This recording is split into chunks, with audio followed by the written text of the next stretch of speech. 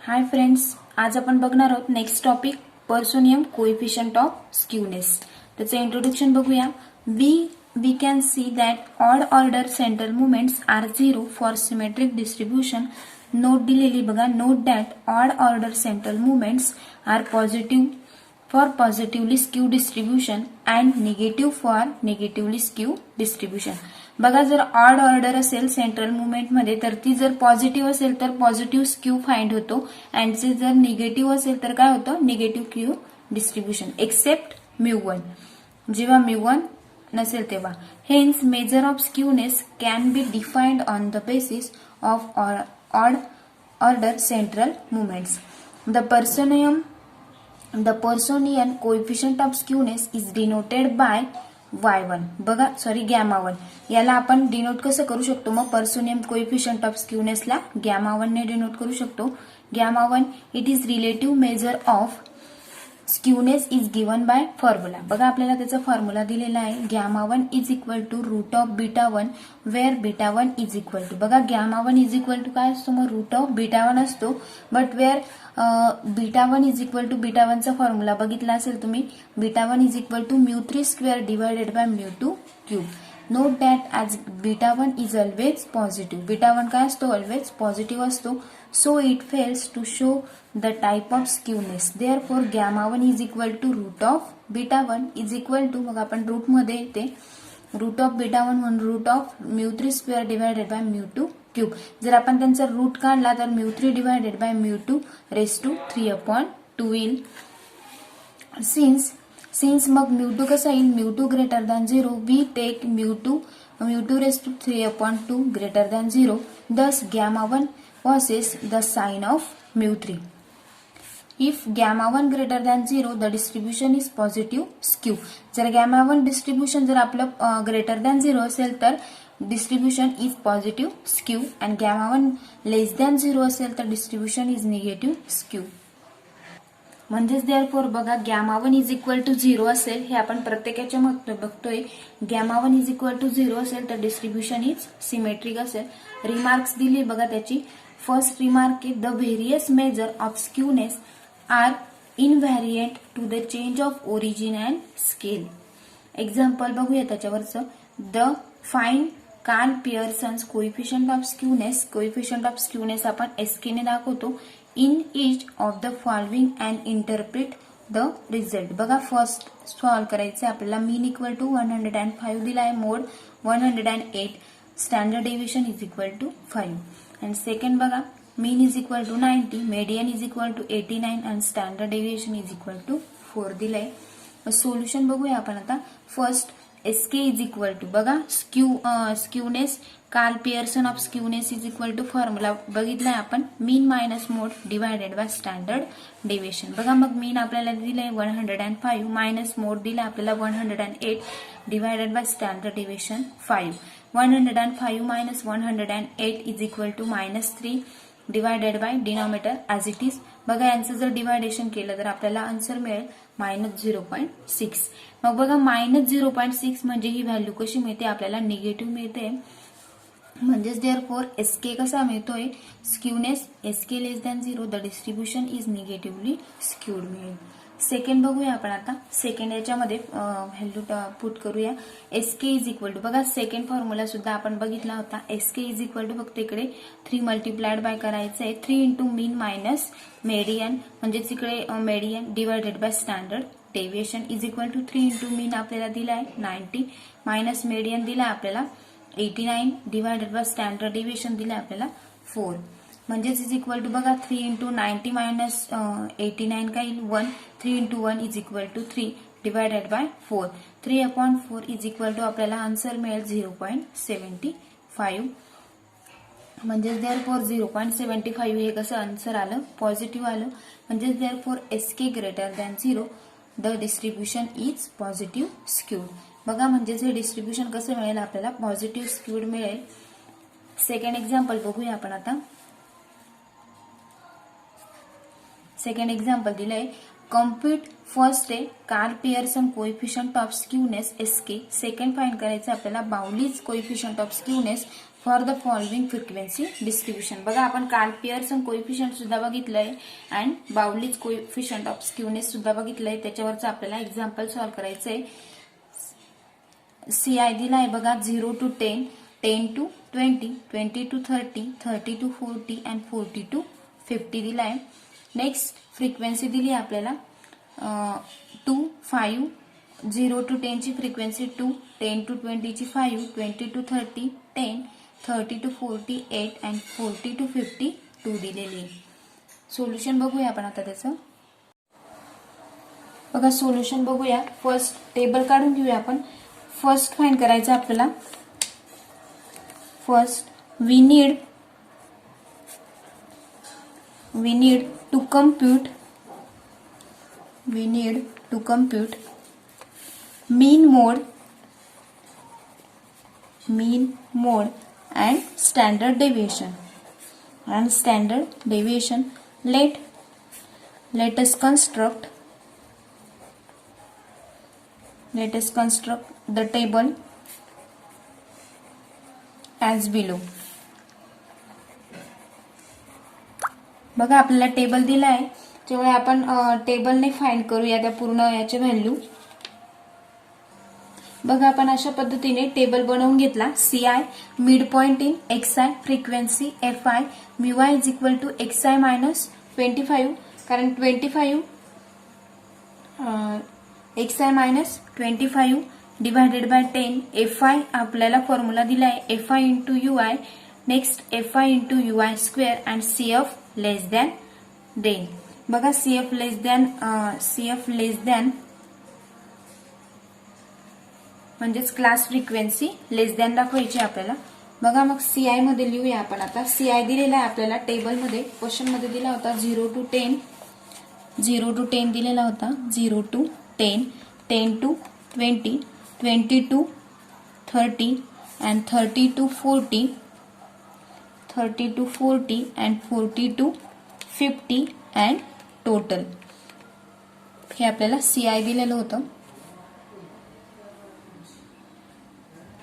बघा आपल्याला mid point in XI दिलेले आहेत. मग mid point in XI 5, 15, 25, 35 and 45. बघा आपण जर 40 इंटू 50, 30, 40 म्हणजे यांच्यामध्ये 10चं हे दिलेलं आहे डिस्टन्स, म्हणजेच आपण यांचं हे केलं.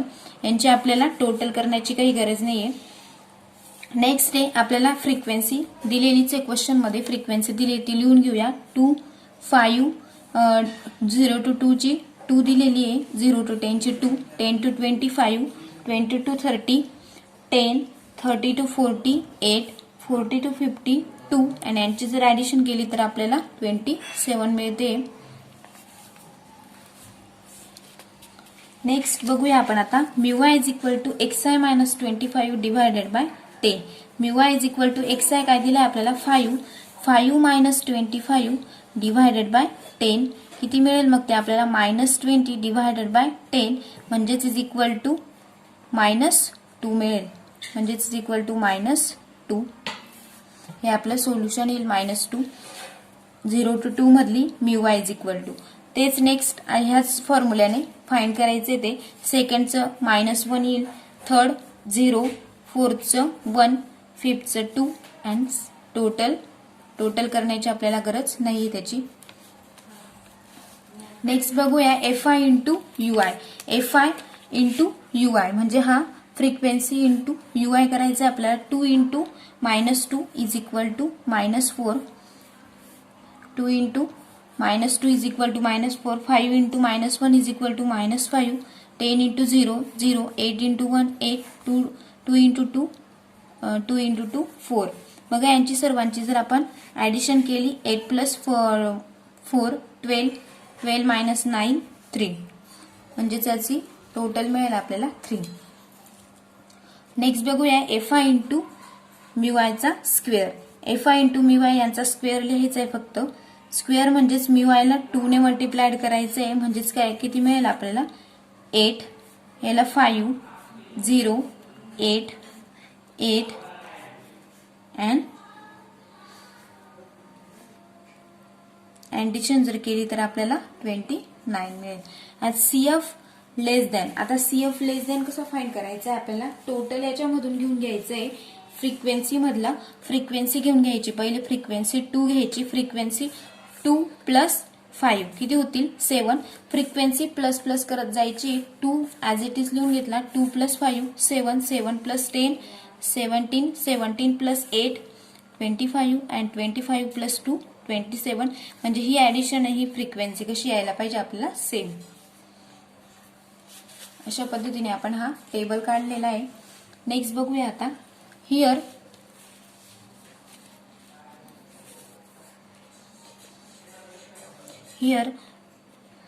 u bar is equal to summation of fi into ui divided by n is equal to, बघा fi into ui किती आला आहे आपला, fi into ui आपला 3 आलेला आहे. 3 divided by number of n किती आलेला आहे, मग फ्रिक्वेन्सी किती आलेली आहे आपली 27. म्हणजेच 3/27 इज इक्वल टू किती मिळेल आपल्याला 0.11. नेक्स्ट बघूया. Therefore x bar is equal to 25 plus, बघा मग x bar is equal to 25 plus 10 into 0.11 म्हणजेच is equal to 25 plus 10 into 0.1 is equal to किती मिळेल आपल्याला 1.1. यांची ऍडिशन जर केली तर इज इक्वल टू 26.1 मिळेल आपल्याला. नेक्स्ट बघूया आपण आता. Sigma u square is equal to, बघा sigma into u square summation of fi into ui square minus u bar square divided by n. म्हणजेच इज इक्वल टू, बघा fi इंटू ui स्क्वेअर आपल्याला मिळाला आहे 29 divided by n आपण काढलेला आहे 27 minus u bar square आताच आपण काढला u bar is equal to 0.11. मग 0.11 चा काय येईल आपला स्क्वेअर मायनस 0.11 स्क्वेअर.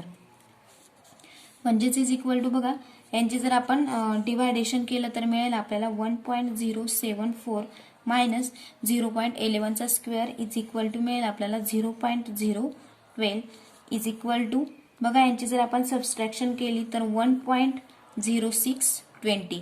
म्हणजेच हा आपल्याला मिळालेला आहे सिग्मा यू स्क्वेअर. नेक्स्ट आपण सिग्मा एक्स स्क्वेअर काढूया. नेक्स्ट आहे बघा मग sigma x square is equal to H square. त्याचा फॉर्म्युला आहे H square sigma u square. H म्हणजेच काय असते, त्यांची हाईट म्हणजे 0 to 10 त्यांची काय हाईट आलेली आहे. म्हणजेच एच स्क्वेअर सांगितलं आहे 10 square is equal to 100 into sigma u square आताच आपण काढला 1.0620. म्हणजेच इज इक्वल टू, बघा यांचं जर आपण मल्टिप्लिकेशन केलं तर 6.2 मिळणार आहे. म्हणजे sigma x is equal to sigma x काय मिळेल, मग आता सिग्मा एक्स स्क्वेअर जर 6.2 आहे तर sigma x is equal to 3.92. Next बघूया आपण आता मॉडेल क्लास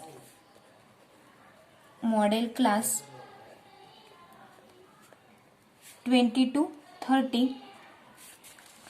30 FM दिलाय आपल्याला. आता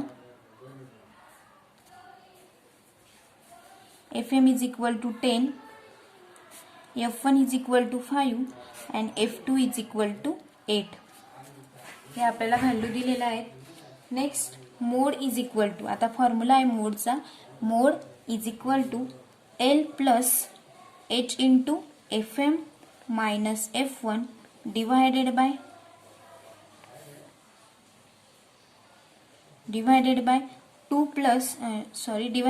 2 into FM minus F1 minus F2. हा फॉर्म्युला आहे. L ला हे डिवायडेशन नाही झालेलं आहे, L सेपरेट आहे. L plus H into FM minus F1 divided by 2 into FM minus F1 minus F2 असा आपल्याला फॉर्म्युला दिला इज इक्वल टू. आता लेंथ किती येईल मग 20. Length is equal to FM is equal to 20 plus आपल्याला H दिलेला आहे, हाईट किती दिलेली आहे 10 इंटू FM किती दिला आहे 10 मायनस F1 किती दिला आहे 5 डिवायडेड बाय 2 टाइम्स FM म्हणजेच 2 इंटू 10 मायनस FM आपला 8 दिलेला आहे, सॉरी F2 आपला 8 दिला आहे मायनस F1 5. म्हणजेच इज इक्वल टू, बघा ते उलट सुलट झालं तरी काही प्रॉब्लेम नाही, is equal to 20 plus 10 into 10 minus 5 is equal to 5 divided by 10 minus 8 2 minus 2 minus 5 plus 7 म्हणजेच आपल्याला आन्सर मिळालं is equal to 20 plus 50 divided by 7 is equal to आपल्याला आन्सर मिळेल 20 plus 50 divided by 7 is equal to 7.14 म्हणजेच is equal to बघा यांची जर आपण ऍडिशन केली तर 27.14 मिळेल. नेक्स्ट बघूया आपण आता हे आपण बघितलं मॉडेल क्लासचा मोड काढला आपण mode is equal to 27 minus 14. Next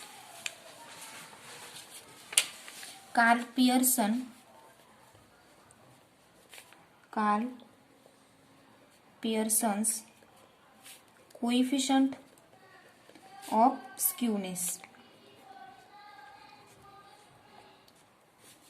म्हणजेच एसके आपण फॉर्म्युला बघितला आहे SK is equal to x bar minus mode divided by sigma x म्हणजेच इज इक्वल टू बघा एक्स बार आपण काढला होता 26.1 मायनस आपण आत्ताच मोड काढला 27 minus 14 divided by sigma x is equal to 3.92 म्हणजेच इज इक्वल टू बघा यांचं जर आपण सबस्ट्रॅक्शन केली तर आपल्याला मिळणार आहे -1.04 divided by 3.92 is equal to बघा यांचं जर आपण डिवायडेशन केलं तर मिळेल 0.265.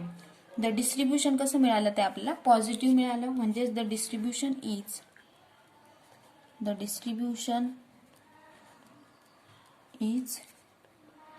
Positive skew.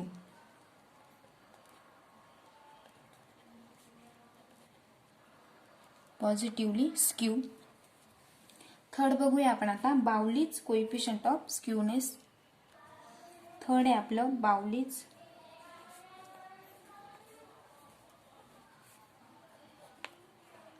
Baolis coefficient of skewness.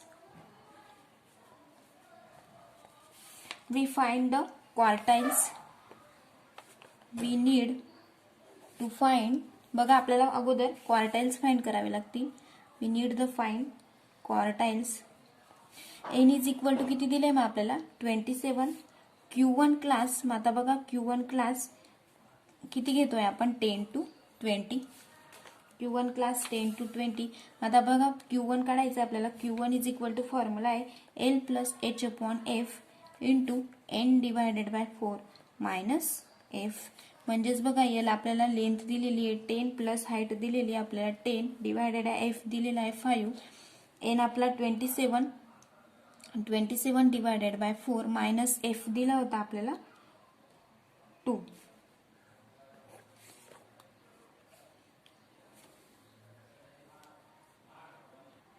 म्हणजेच इज इक्वल टू बघा 10 प्लस 10 अपॉन 5 इंटू यांचं जर आपण डिवायडेशन केलं तर आपल्याला मिळेल 6.75 मायनस 2.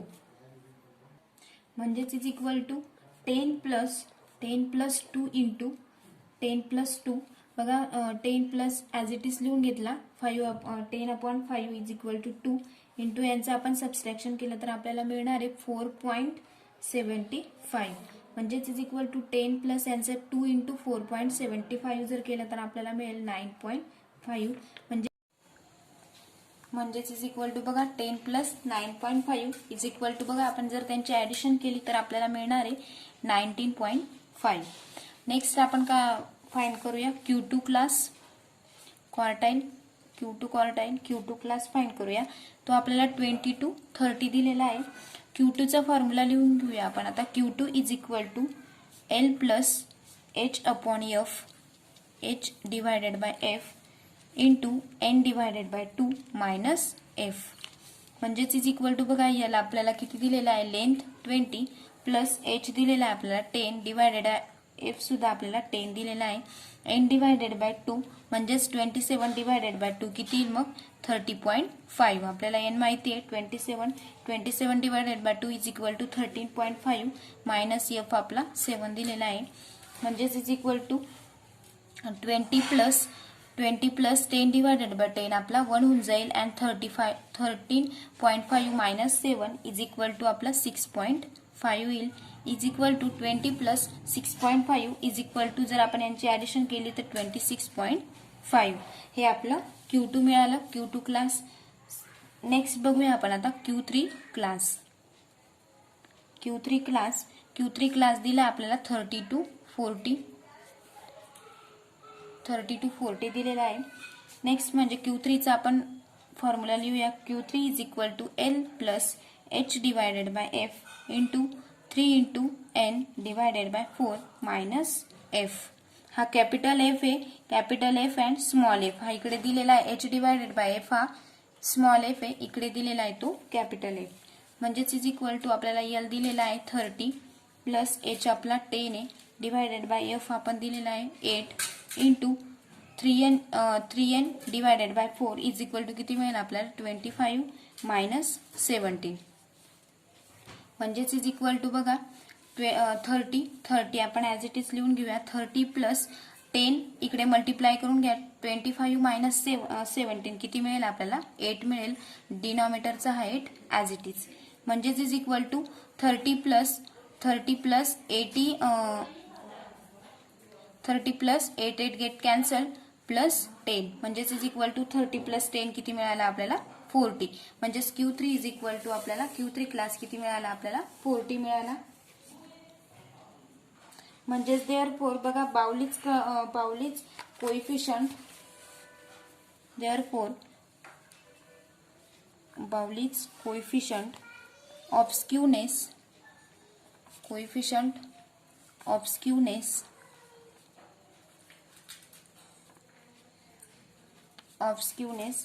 देअरफॉर SB बघा आपण बाउलीज कोएफिशियंट कशाने दाखवतो SB ने दाखवतो SB इज इक्वल टू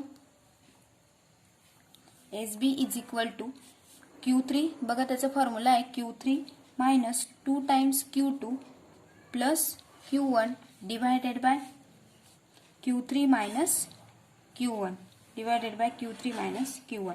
म्हणजेच इज इक्वल टू आपण आत्ताच Q3 फाइंड केलं. Q3 आपल्याला मिळेल बघा आपल्याला Q3 मिळेल 40 मायनस 2 इंटू Q2 आपल्याला दिलेला आहे 26.5 प्लस Q1 आपला मिळाला आहे 19.5 डिवायडेड बाय Q3 आपला आहे 14 मायनस Q1 19.5. बघा यांची ॲडिशन मल्टिप्लिकेशन सबस्ट्रॅक्शन करायची आपल्याला. म्हणजेच इज इक्वल टू आपल्याला मिळेल जर यांचं आपण मल्टिप्लिकेशन अँड ॲडिशन केलं तर 6.5 डिवायडेड बाय 20.5 म्हणजेच इज इक्वल टू बघा आपण जर हे 6.5 डिवायडेड बाय 20.5 केलं तर किती मिळेल 0.32. हे आपल्याला बाउलीज कोएफिशियंट SB मिळाला 0.32. म्हणजेच तो कसा मिळाला आपल्याला पॉझिटिव्ह. म्हणजेच therefore the distribution is positively skewed. The distribution is positively skewed